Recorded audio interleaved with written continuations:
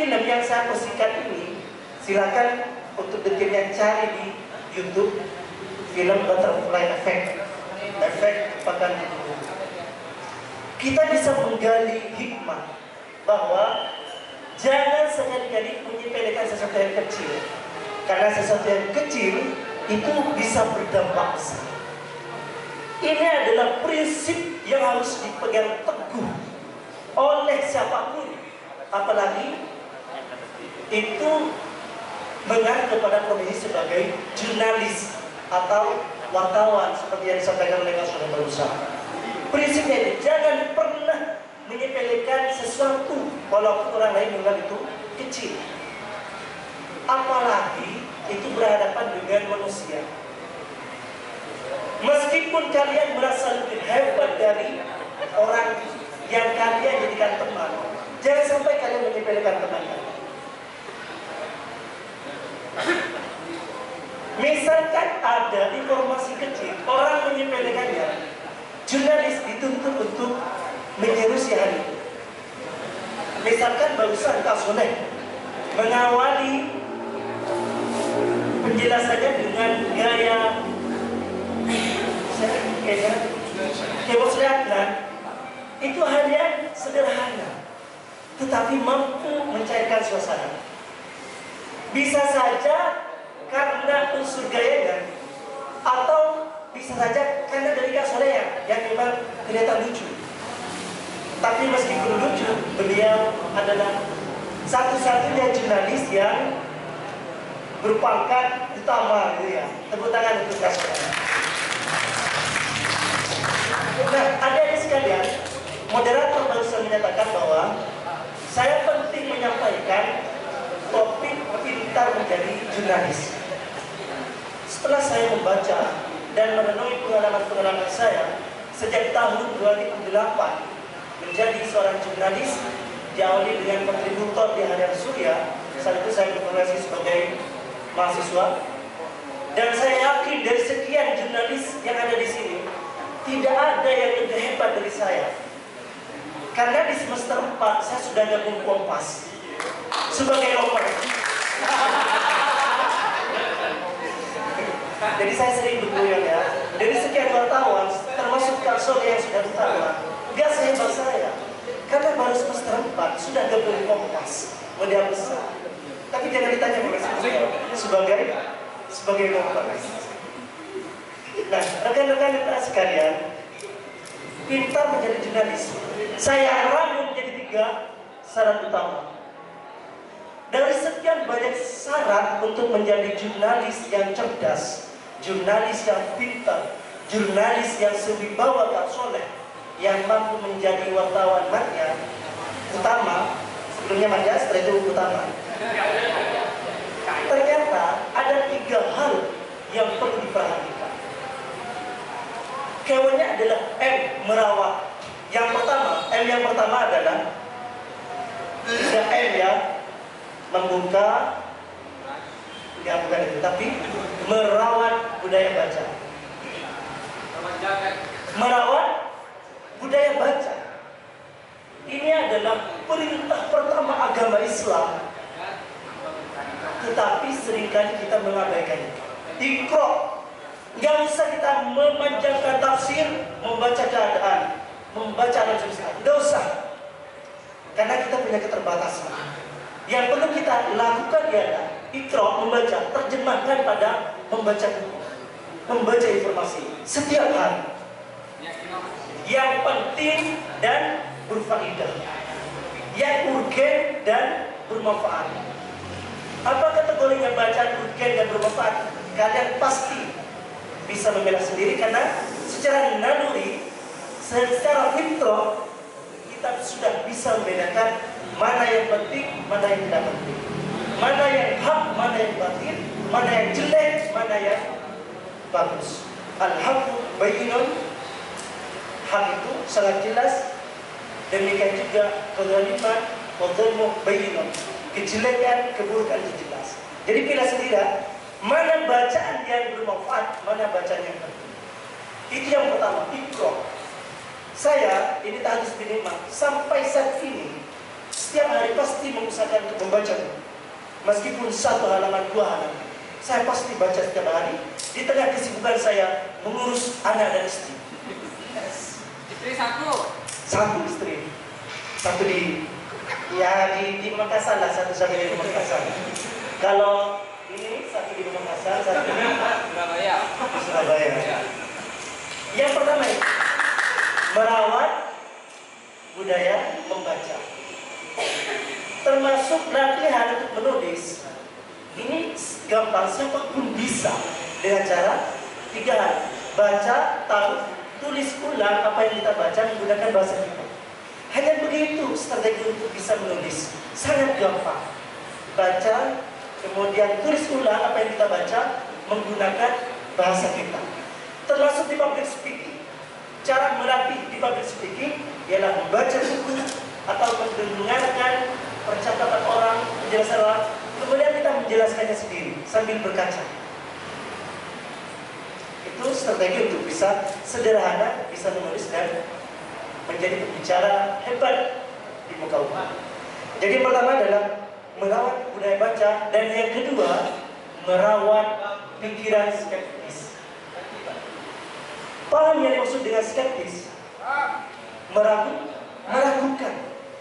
Meragukan segalanya, tapi jangan berhenti di keraguan itu. Sederhana sebenarnya untuk merawat sikap atau pikiran skeptis ini. Apa yang kalian dengar, apa yang kalian lihat, dan apa yang kalian rasakan, ragukan semuanya. Apalagi rekan Ibnu hanya bilang I love you ke rekan ini, Ibnu. Jangan langsung percaya, tapi ragukan tembakan itu, tapi jangan berhenti di keraguan itu. Makanya kemudian yang kedua ada plus. Merawat budaya skeptis, merawat pikiran skeptis, plus menghadirkan rasa ingin tahu. Ini adalah salah satu strategi taktis untuk bisa menjadi jurnalis yang pintar, jurnalis yang cerdas. Yang pertama, merawat budaya baca. Yang kedua, merawat pikiran skeptis dan selalu ingin tahu. Sementara yang ketiga, merawat networking, merawat jejaring, merawat pertemanan. Hal yang ketiga ini sudah kalian lakukan dengan aktif di Ikatan Pelajar Nahdlatul Ulama dan Ikatan Pelajar Putri Nahdlatul Ulama di Ibnu dan Ibnu. Kalian aktif di organisasi ini sudah menjadi bekal utama kalian satu langkah menjadi jurnalis yang profesional seperti Kak Soleh dan kita ini. Jadi 3 hal.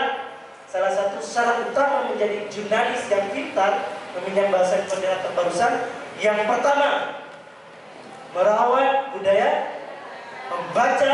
Yang kedua, merawat pikiran skeptis atau selalu meragukan apa yang dilihat, apa yang didengar, dan apa yang dirasakan. Dan yang ketiga, merawat networking, jejaring atau pertemanan.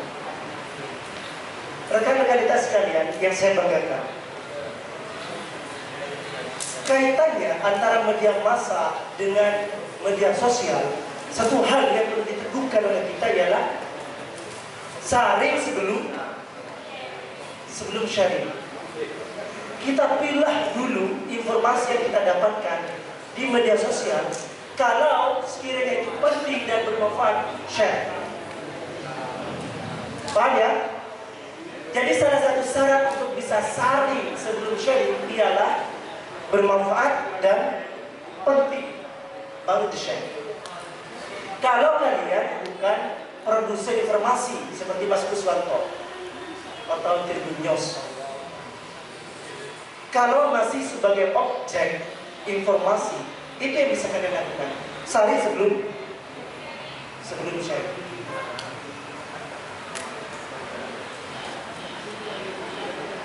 Nah, rekan-rekan kita sekalian, saya ingin menjawab pertanyaan penting yang pertama. Apakah masih penting profesi jurnalis di tengah Nyaris semua orang bisa menyebarkan informasi, bisa memproduksi dan menyebarkan informasi di akun masing-masing dari mereka. Yang pertama, pada akhirnya kualitas akan mengalahkan kuantitas. Ini saya perlu pertegas kepada rekan-rekan kita, karena kita akui secara kuantitas IPNO dan NU ini tidak terkalahkan, tapi secara kualitas ini menjadi tantangan.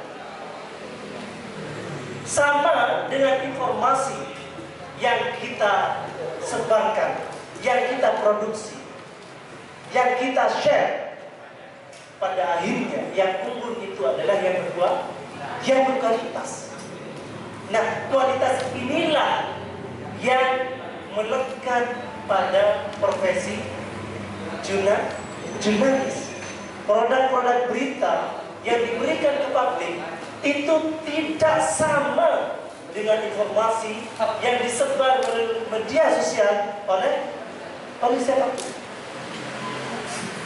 Sekarang pertanyaannya, bagaimana agar produk informasi yang akan dihasilkan oleh kalian sebagai calon jurnalis dan kita sebagai jurnalis bisa meneguhkan yang namanya kualitas. Yang pertama, seperti dikatakan oleh Najwa Shihab, teruslah belajar.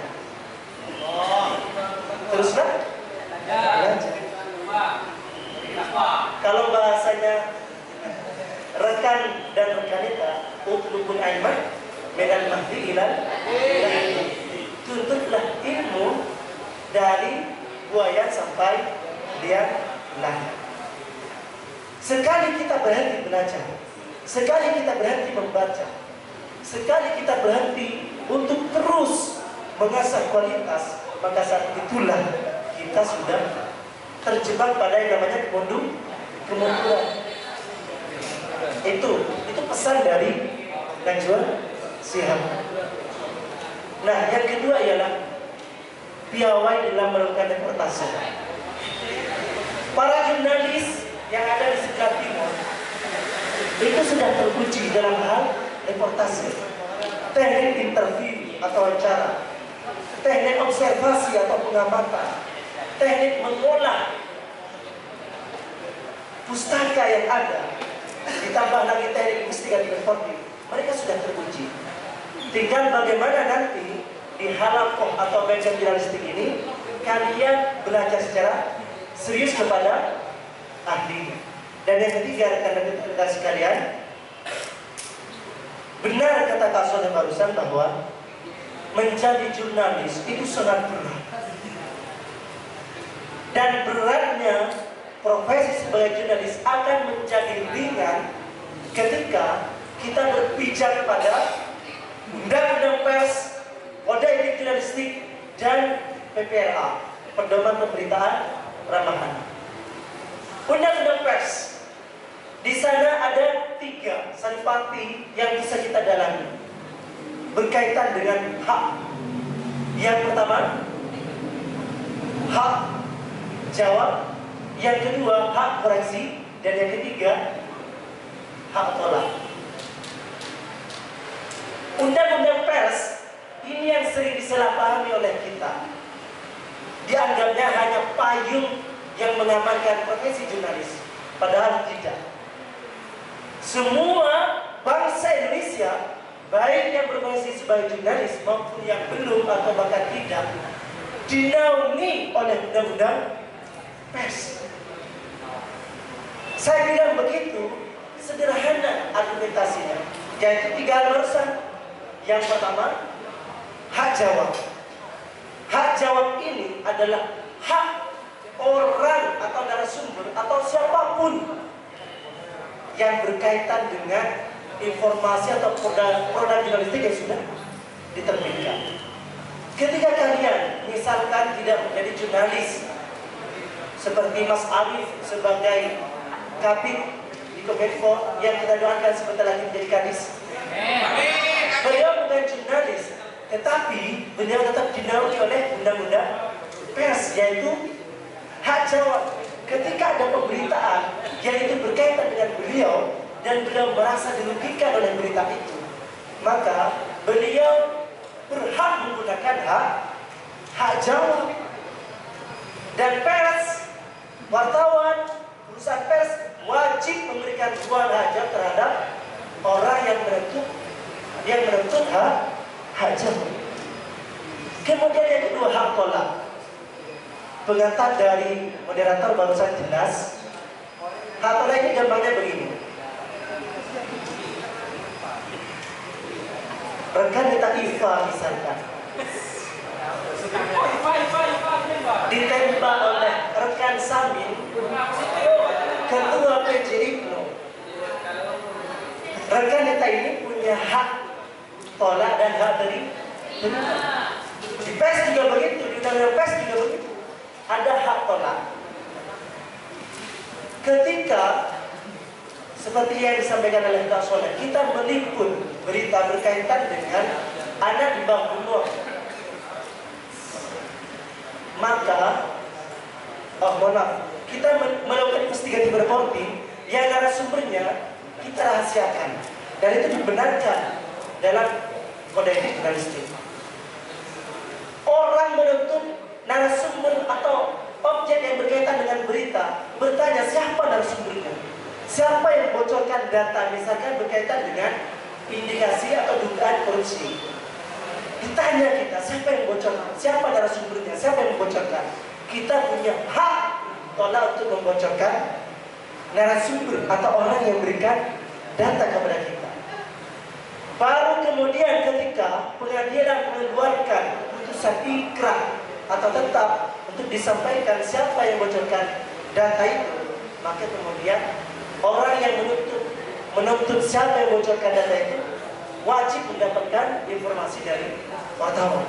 Kalau pengadilan sudah mengeluarkan putusan ikrah atau tentang kurang dominan. Oke, yang terakhir ini adalah hak koreksi.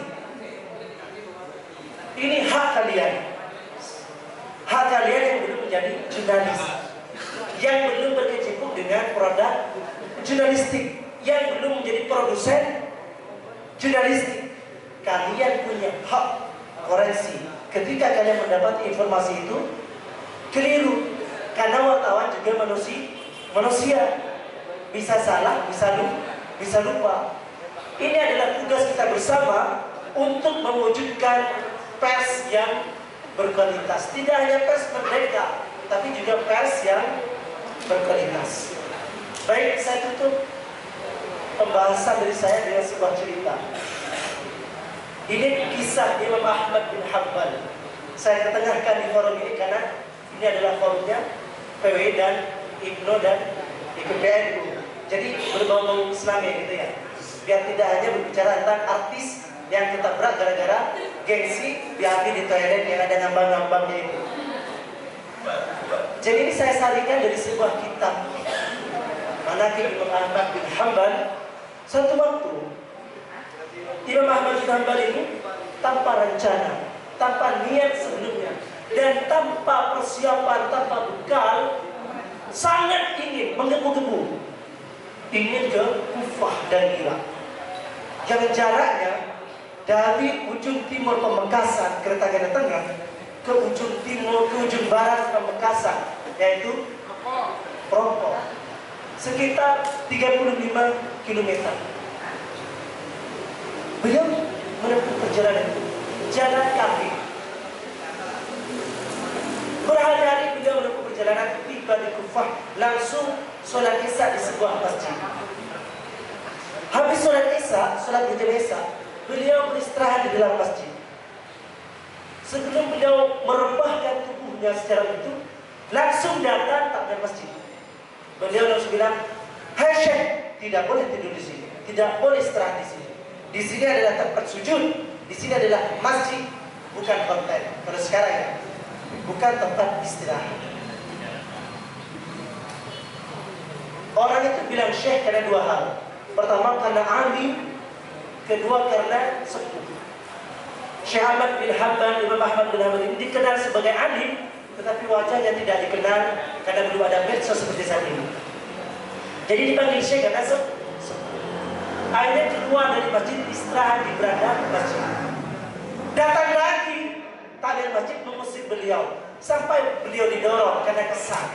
Sudah dilarang istirahat di masjid, masih istirahat di masjid. Di saat terjadi dorongan itu, ada sepasang mata menyaksikan ternyata orang itu adalah penjual dan pengusaha roti seperti yang dimakan oleh hari barusan, paling besar di Kufah. Wahai Syekh, ngerek macam Pak istirahat di tempat bulan Nabi Roma. Mau beliau Syekh Imam Ahmad bin Hanbal ini istirahat di sana, dan selama Imam Ahmad bin Hanbal di kediaman orang ini, Imam Ahmad bin Hanbal takjub karena orang ini secara konsisten, secara istiqomah, secara kontinu terus menerus melafalkan kalimat istighfar. Tahu kalimat istighfar? La ilaha illallah, astaghfirullahaladzim. Terus dilontarkan astaghfirullahaladzim, astaghfirullahaladzim, astaghfirullahaladzim. Baru break istirahat ketika diajak bicara oleh Imam Ahmad bin Hanbal. Selesai bicara, baca lagi. La ilaha illallah, la ilaha illallah, astaghfirullahaladzim, astaghfirullahaladzim, astaghfirullahaladzim. Terus begitu. Dari saking takjubnya, Imam Ahmad bin Hanbal ini bertanya, sampian mengamalkan amalan istighfar ini sejak kapan dan apa yang sampean dapatkan?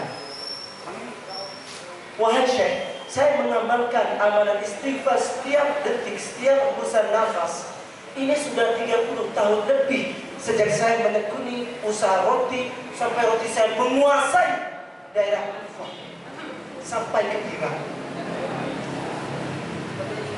Tapi saya tetap gegana, Syekh. Gelisah, galau, merana. Sampai sekarang saya gegana, gelisah, galau, merana. Terkejut Syekh, kenapa? Saya sudah penguasa roti di Kufah dan Irak, dan semua roti dikuasai, bisnis roti dikuasai, dan semuanya ngolah sambian. Kenapa masih galau? Saya ketika mengamalkan amalan istighfar sepanjang waktu, apapun yang diminta kepada Allah cepat terkabulkan, cepat terwujud. Tapi satu yang sampai sekarang bikin saya sedih dan belum dikabulkan oleh Allah. Imam Ahmad bin Hanbal penasaran, kenapa nikah? Jawab saran penjual roti, saya berdoa kepada Allah. Di sepertiga malam saya sujud, saya berdoa kepada Allah untuk dipertemukan dengan ulama Kufah, ulama Baghdad, ulama Irak, yaitu Imam Ahmad bin Hanbal. Terkejut Imam Ahmad bin Hanbal melafazkan kalimat takbir, Allahu Akbar, saya adalah Imam Ahmad bin Hanbal. Terjadilah pelukan sehingga diakhiri, Assalamualaikum warahmatullahi wabarakatuh. Oke, sungguh luar biasa ya.